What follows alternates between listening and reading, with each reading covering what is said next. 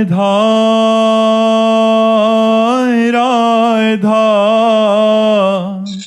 राधा राधा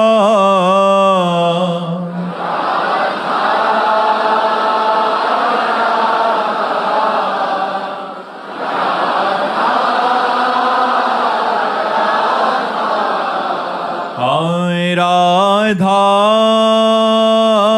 राधा राधा राधा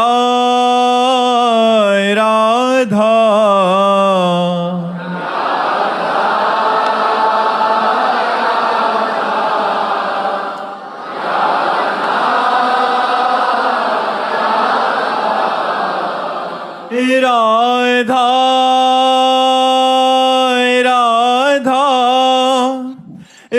राधा राधा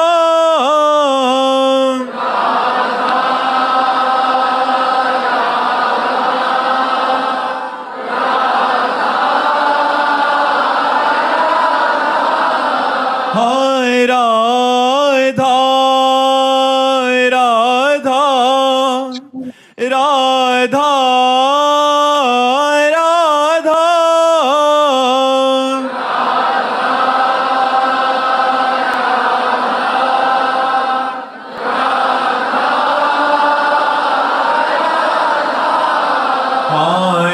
राधा राधा राधा राधा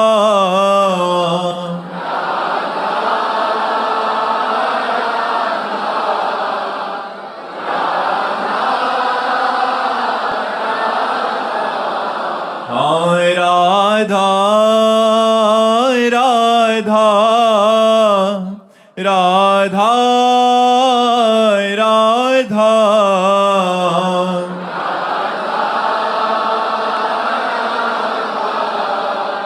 राधा राधा राधा श्री राधा वल्लभ लाल की समस्त संत हरि भक्तन की श्री वृंदावन धाम की सद्गुरुदेव भगवान की। अंकुश तिवारी जी मुंबई से। राधे राधे महाराज जी। महाराज जी, आपने अपनी डायरी के बारे में काफी बार सत्संग में बताया। महाराज जी, उसकी सबसे महत्वपूर्ण बात कौन सी लगी आपकी डायरी के बारे में? आप बोलते थे कि कोई महापुरुष आपको कुछ बोलता था तो डायरी में आके लिख लेते थे जब आप साधन अवस्था में थे। तो महाराज जी, आपकी सबसे महत्वपूर्ण बात उसमें क्या लगी? निरंतर भजन करने कि हमको निरंतर भगवान की स्मृति में लगे रहना चाहिए। नाम, मंत्र, कथा, नाम कीर्तन, सत्संग, इन सबको मिला करके हम अपने समय को, कर्तव्य को भी कृष्णार्पणम मस्तु करके हर समय में भगवान से जुड़े रहना चाहिए। और पूरा वो तो ग्रंथ लिखा हुआ है, आप जुड़े रहना चाहिए। एक लाल स्वामी जी संत मिले थे, बड़े योगी थे, गंगा के किनारे एकांत खेचरी मुद्रा में रहते थे। तब उन्होंने रात्रि में वो मिलने का समय दिया, तो रात्रि में उनके पास गए तो पास बैठा ला और वो कुछ ही वचन बोले थे। उन्होंने कहा, जैसा सोचोगे वैसा बन जाओगे, जैसा बनना वैसा सोचिए, असंग रहिए, किसी का संग मत कीजिए। 2-3 बातें उन्होंने बोली, तो वो बातें डायरी में लिख करके, जैसा सोचोगे वैसा बन जाओगे, जैसा बनना वैसा सोचिए। और दूसरी बात, असंग, किसी का तो आज तक हमारा कोई दोस्त नहीं हुआ और कोई दुश्मन नहीं, सबसे प्यार है, सबसे अपनापन है, लेकिन हमारा पर्सनल कोई नहीं है। प्रिया प्रीतम के सिवा, आचार्य के सिवा, गुरुदेव के सिवा हमारा पर्सनल कोई नहीं, कि महाराज के पर्सनल व्यक्ति है, हमारा कोई नहीं है।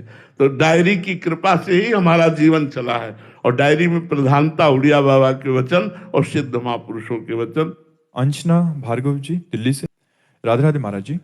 महाराज जी, क्या आत्मज्ञान पाने के बाद व्यक्ति का मैं पूरी तरह समाप्त हो जाता है या सूक्ष्म रूप में रहता है? देखो, 2 मैं है,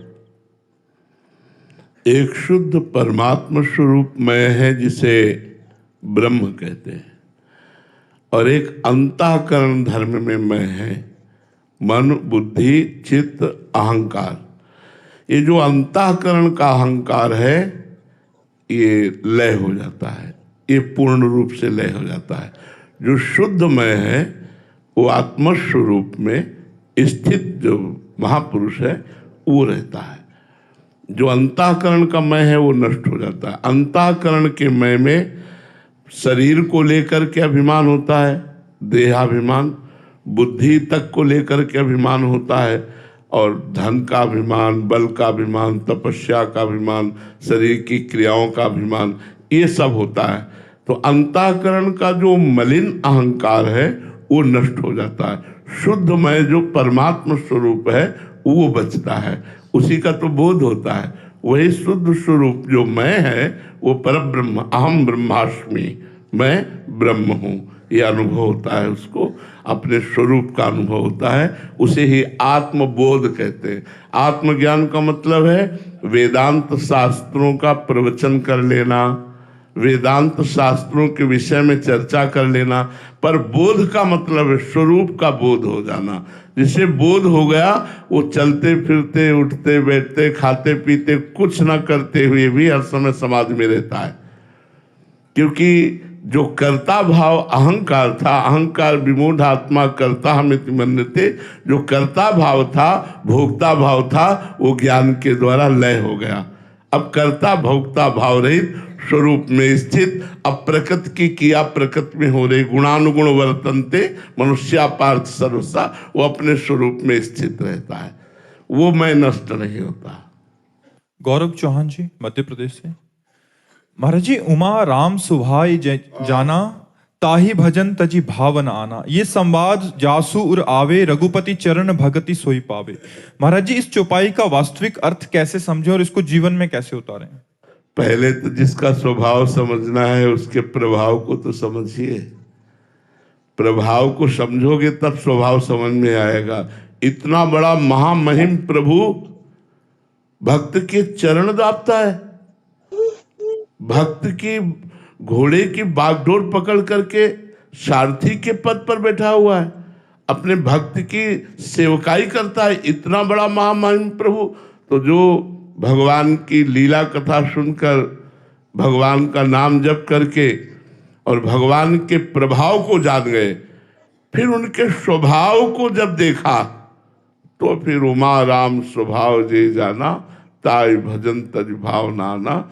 इतने महामहिम प्रभु और मैं इतना नीच, और इतना कृपा, इतनी कृपा, लुट जाता है भक्त, लुट जाता है। एक बार स्वामी श्री अखंडानंद जी ने पूज्य भाई जी महाराज से पूछा कि आपकी प्रिय बात कोई हो तो बताओ। तो भाई जी ने यही चौपाई कही थी, आंसू बहाते हुए। अश्रु प्रवाह होने लगा और कहने लगे, उमा राम स्वभाव जे जाना, ताई भजन तज भाव नाना। भगवान के स्वभाव को जान गए। अस स्वभाव कौन सुने न देखो, ऐसा न कहीं स्वभाव देखने में आया न सुनने में आया।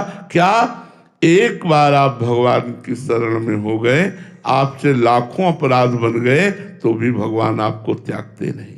जन अवगुण प्रभु मान न काऊ, दीन बंधु अति मृदुल स्वभाव। राहत न प्रभु चित्त चूक किए की, करत सुरत सहबार ही की। ये मेरी शरण में है, बस इसी बात से भगवान उसका कल्याण कर देते हैं। इसीलिए उमा राम स्वभाव जे जाना, ताई भजन तज भाव। भगवान को केवल हृदय से एक बार स्वीकार कर लो, सब बात बन जाएगी। वो अपने प्रभाव और स्वभाव दोनों का अनुभव करा देंगे। वास्तविक उसी को अनुभव होता है, सोई जाने जे देहु जनाई। जिसे भगवान अपने स्वभाव और प्रभाव को जना देते हैं वो भगवान में बिक जाता है, लुट जाता है। और जो भगवान में लुट जाता है तो संपूर्ण वैभव उसके चरणों में लुट जाता है। महाराज जी, क्या उनके अनन्य भक्तों में भी ये स्वभाव उतरता है? क्योंकि थोड़ा अंश मात्र उतरता, संपूर्ण तो नहीं, अंश मात्र उतरता है। जो भगवान का स्वभाव है वो उनके भक्तों में अंश मात्र उतरता है, क्योंकि उन्हीं का चिंतन करते हैं हम। जिसका चिंतन करते हैं वैसे स्वभाव और प्रभाव होता है, तो अंश मात्र उतरता। पूर्ण रूप से तो भगवान के स्वभाव का और भगवान के प्रभाव का वेद भी नेति नेति वर्णन करते हैं। हाँ, वो उन अंश मात्र भक्तों में उतरता है। दिल कुमारी शर्मा जी नेपाल से। राधे राधे महाराज जी। महाराज जी, श्री कृष्ण चरणों में रति मति गति संतों के अनुकंपा से होती है, ऐसा सुना जाता है। वे संत कैसे हों और हम उन संत का संसर्ग कैसे कर सकें जो कि प्रभु के चरणों में रतिमती गति दे दें? वैसे बाहरी लक्षणों से संतों को नहीं पहचाना जा सकता।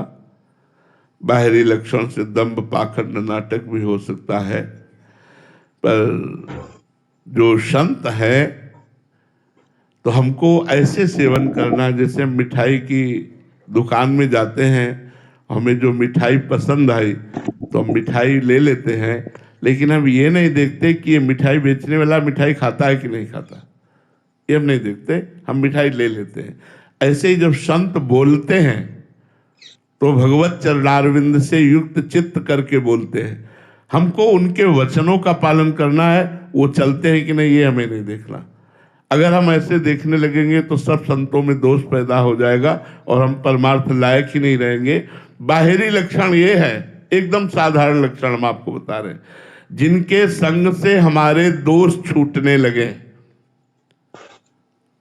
जो हमारे गंदे दोष है, शराब पीना, मांस खाना, नाना प्रकार के गंदे आचरण करना, जिनकी बात सुनकर, जिनके संग से हमारे दोष छूटने लगे, हमारे हृदय में ये बात आने लगे कि मैं बहुत अधम जीव हूँ, मैं बहुत नीच हूँ, क्या भगवान की हम पर कृपा होगी, और भगवान की तरफ हमारे कदम बढ़ने लगे, जिनकी वाणी सुन करके भगवान में हमारी रति होने लगे, जिनके पास बैठने से हृदय शांत होने लगे, जिनके देखने से ऐसा लगे कि मैं देख तो पहली बार रहा हूँ लेकिन ऐसा लगता है कि इनसे मैं बहुत परिचित हूँ और बार बार देखने की इच्छा हो, ऐसा तो ये बाहरी लक्षण है। और आंतरिक लक्षण है जो सहनशील है, जो धैर्यवान है, जो परोपकार संपूर्ण लोगों के प्रति भगवत भाव रखता है, जो किसी की अपेक्षा नहीं रखता, जो निर्मोह है, जो मान रहित है, जिसमें किंचित मात्र किसी के संग का प्रभाव नहीं पड़ता है, जो मान अपमान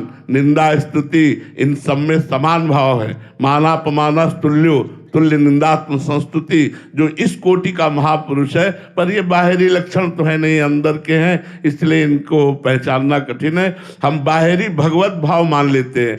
जब हम किसी श्री विग्रह में, पाषाण मूर्ति में भगवत भाव मानकर भगवान को प्राप्त कर सकते हैं, तो हम संत भगवान में भगवान का भाव रखकर क्यों नहीं प्राप्त कर सकते। इसीलिए भगवान श्री राम जी ने नवधा भक्ति में 7वीं भक्ति कही है, सातो सम मोहिमय जग देखा, मोते अधिक संत कर लेखा।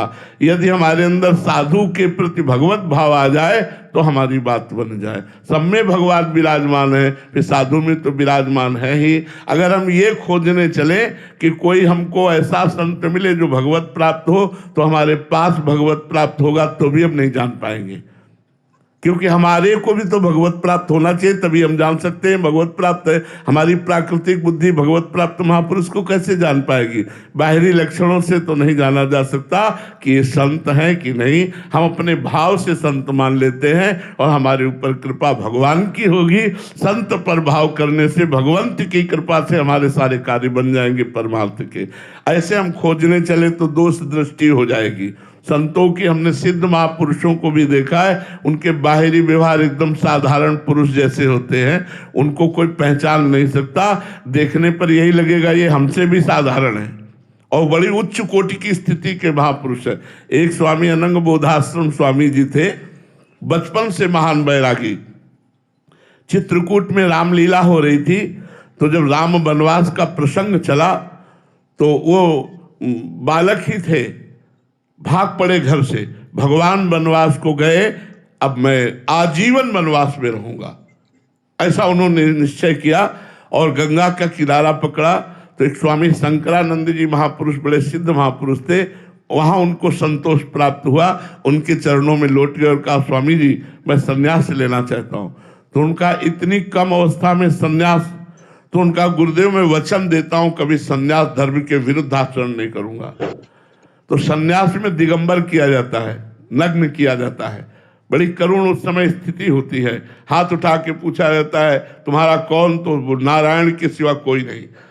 तो जब उनको दिगंबर करके सन्यास दिया गया और फिर जब बाहर निकले तो कहा लंगोटी धारण कर लो, तो उन्होंने कहा अब नहीं, एक बार जीवन में लंगोटी उतार दी, अब दोबारा जीवन में धारण नहीं।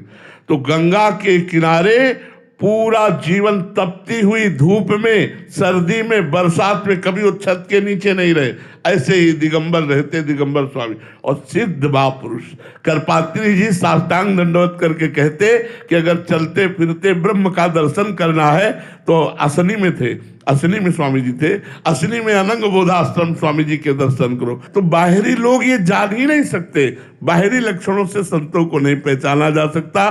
तो संतों का सहज स्वभाव, सरलता, भगवान की कृपालुता, ये हम सबका कल्याण कर देगी। बस हम भाव कर ले, हम संतों पर भगवत भाव कर ले। अगर वो कहीं धोखेबाज भी है तो हमारा भाव भगवान स्वीकार करेंगे और हमारा मंगल भगवान करेंगे। हम तो इतना ही जानते हैं कि वेश मात्र को प्रणाम करो, वेश मात्र की आराधना करो, इसी से